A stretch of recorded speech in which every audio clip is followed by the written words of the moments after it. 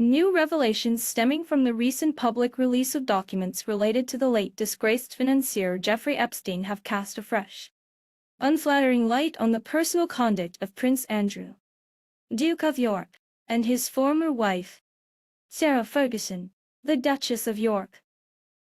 Far from merely detailing their controversial association with Epstein, the disclosures, amplified by accounts from former royal staff, paint a vivid picture of a domestic environment marked by erratic demands and a profound disregard for the established rhythms of palace life. So much so that it prompted direct intervention from the late Queen Elizabeth II herself.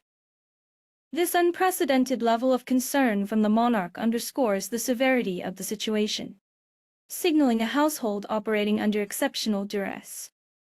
For decades, a consistent chorus of former employees, courtiers, and seasoned royal observers has characterized the Duke and Duchess of York as exceptionally demanding. Not through overt displays of anger, but through a persistent, grinding pattern of unpredictability that left staff exhausted, deeply frustrated, and, in many instances, actively seeking to avoid working directly for them. Among the most detailed and candid accounts comes from Paul Burrell, a former royal butler whose recent statements have illuminated the early years of Andrew and Sarah's marriage. According to Burrell, discontent among staff was rampant long before their marital difficulties became public knowledge, describing a royal household that seemed fundamentally at odds with the typical protocols governing such residences. Royal kitchens, by tradition, operate with meticulous precision. Meals are planned weeks in advance. Food waste is rigorously minimized, and staff operate on fixed schedules, understanding precisely when their duties begin and end. This carefully orchestrated system, Burrell recounts, was routinely appended by Andrew and Sarah. They reportedly indulged in extended periods of rest, staying in bed for days, yet still expected elaborate meals to be prepared and served on demand, at entirely unpredictable hours. Breakfast would morph into lunch, lunch into tea, tea into dinner, and then extend into late-night snacks, all without prior notice or adherence to any discernible routine. Burrell further detailed that household staff, including maids, were often denied access to the couple's bedroom for days on end, preventing essential cleaning and bed-making. This was not merely a matter of personal indolence. It created a cascade of operational issues across the entire household.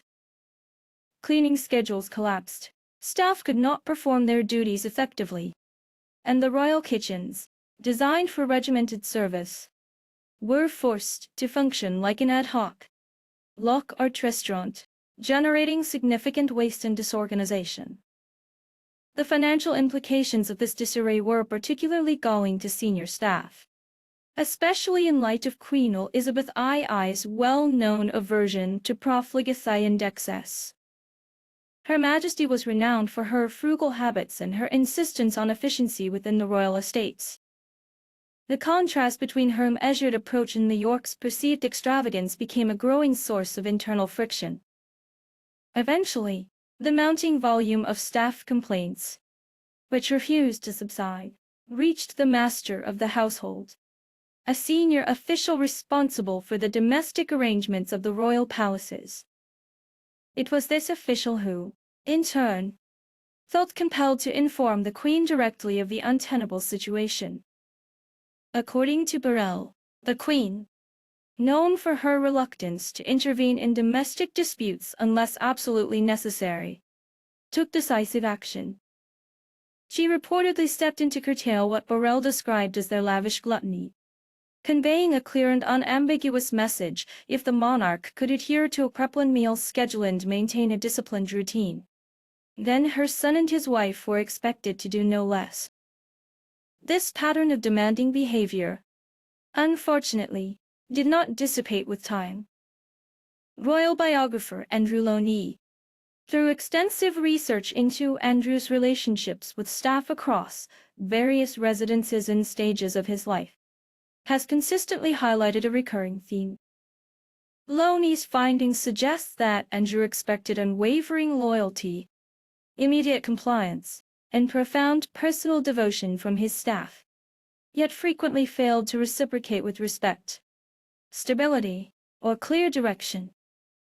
Reports indicate that Andrew was prone to moodiness and volatility, not always overtly aggressive, but quick to irritation when his wishes were not met precisely as he envisioned, even when those instructions were vague or impractical. Amidst these personnel shifts and the mounting pressure on Andrew, reports also emerged regarding sordid and degrading acts attributed to the king within the same period of scrutiny, a detail that further complicated the contentious atmosphere surrounding the royal figure at the heart of these revelations. Furthermore, Loney's work details instances where staff members who were perceived as disloyal or insufficiently attentive found their positions rapidly becoming untenable, often leading to reassignments or quiet departures, gradually shrinking Andrew's circle of trusted aides. Sarah Ferguson's reputation amongst staff evolved along a somewhat distinct trajectory. Initially, she was often described as affable and engaging, sometimes even overly familiar. However, this initial warmth, according to former employees, could dissipate just as swiftly. Staff accounts portray her as chaotic and unpredictable, frequently altering plans at the last minute, making sudden demands, and seemingly assuming that others would simply adjust their schedules to accommodate her impulses. Her propensity for entertaining was a particular point of contention. Sarah was known for hosting social gatherings that frequently extended late into the night, often with minimal prior notice. This necessitated staff remaining on duty well beyond their scheduled hours, repeatedly reconfiguring rooms, and preparing food and drinks long after their workday was meant to conclude. Over time, this lack of structure and constant disruption fostered deep-seated resentment among the household staff, not born of an aversion to entertaining itself, but from the relentless unpredictability that made their professional lives revolve entirely around and ruin Sarah's shifting moods and whims. Even after their official separation and eventual divorce, many former aides observed that the domestic situation, far from improving, became even more challenging. Andrew's sense of grievance appeared to deepen considerably. According to Loney and others, he visibly struggled with the diminishing scope of his public role and the increasing frequency with which he encountered resistance or refusals to his demands. As his royal privileges were curtailed, his expectations within his private household remained stubbornly unchanged. Accounts detail Andrew's adverse reactions to budget constraints, security adjustments, and reductions in staffing levels. Rather than adapting to these new realities, he reportedly lashed out at those around him. Several staff members have described a pervasive atmosphere of low morale, with employees constantly apprehensive about inadvertently provoking his irritation or being unjustly blamed for decisions that lay entirely beyond their control. This persistent pattern of behavior contributed to Andrew's expedited eviction from Royal Lodge. Staff at his temporaries and Raham home have reportedly been informed they can refuse to work for and rue if they feel uncomfortable, highlighting the ongoing challenges in managing his household. This consistent behavioral pattern has persisted into more recent years, especially following Andrew's withdrawal from public duties in the wake of the Epstein scandal. Reports indicate that the task of finding and retaining staff willing to work for him became progressively more arduous. The role was widely perceived as demanding, emotionally draining, and offering little in the way of long-term security.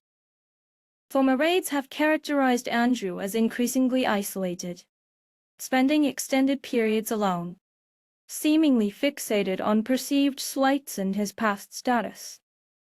This isolation, some accounts suggest, only exacerbated his already strained interactions with the remaining few who continued to serve him. Sarah Ferguson, meanwhile, continued to move in and out of Andrew's orbit.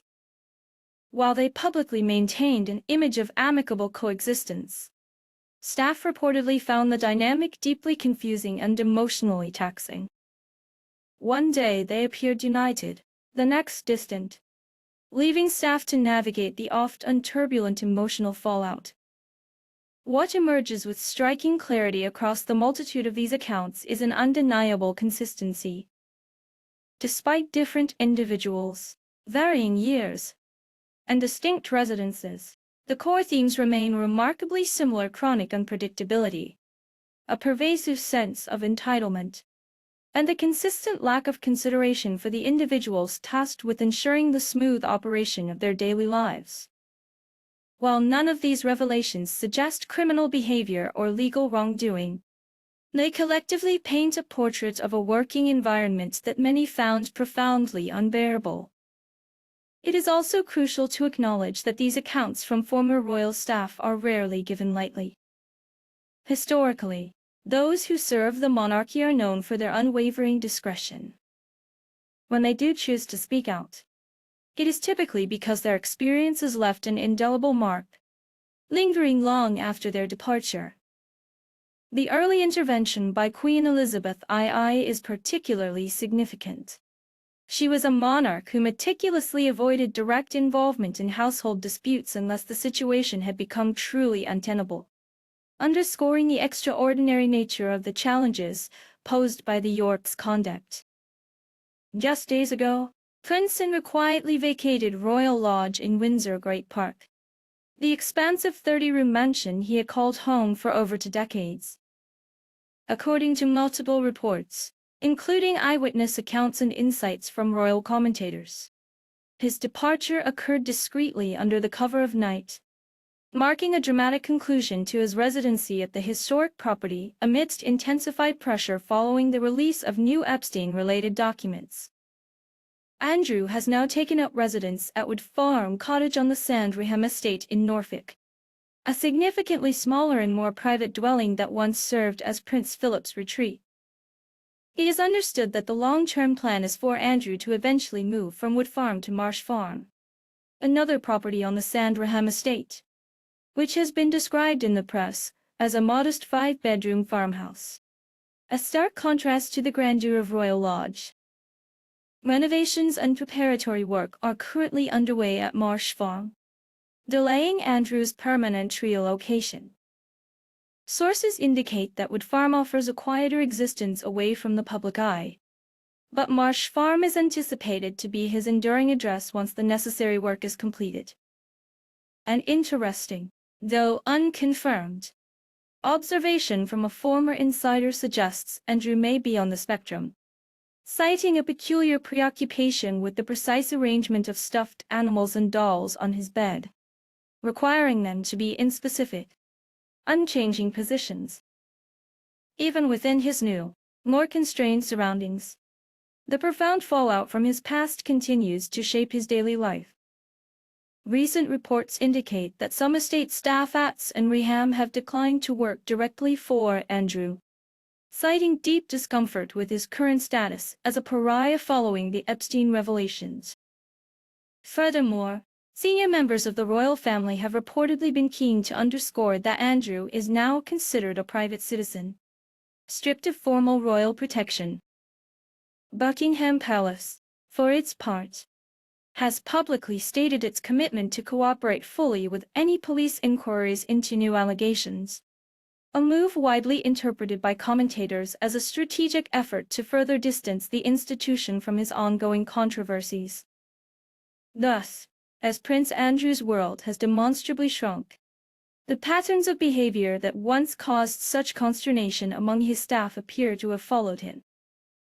With fewer staff, a dwindling number of allies, and a public increasingly unwilling to tolerate conduct that might once have been quietly absorbed for the sake of royal duty, the consequences of his past actions are more pronounced than ever. While the precise details of every interaction within royal households often remain shrouded in secrecy, The consistent narratives emanating from numerous voices over many years make it exceedingly difficult to dismiss them as mere coincidence. The enduring question remains whether Prince Andrew and Sarah of Ferguson ever truly grasped the profound impact their habits had on the lives of those dedicated individuals who served them.